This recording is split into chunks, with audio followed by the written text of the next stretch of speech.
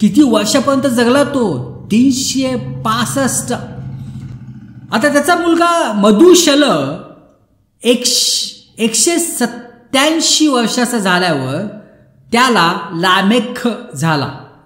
लामेख झाल्यावर मधुशल 782 वर्ष जगला व त्याला आणखी मुलगे व मुली झाल्या. मधुशलाचे एकंदर आयुष्य 969 वर्षाचे झाले.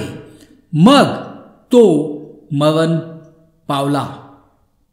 लॅमेक 182 वर्षाचा झाल्यावर त्याला मुलगा झाला आणि त्याचे नाव त्याने नोहा असे ठेवले. आता प्रियानो, ही फॅमिली अत्यंत एक सुंदर फॅमिली आहे आणि ही एक प्रॉफिटिक फॅमिली आहे आणि देवाने या परिवाराचा खूप पॉवरफुल रित्या उपयोग केलेला आहे.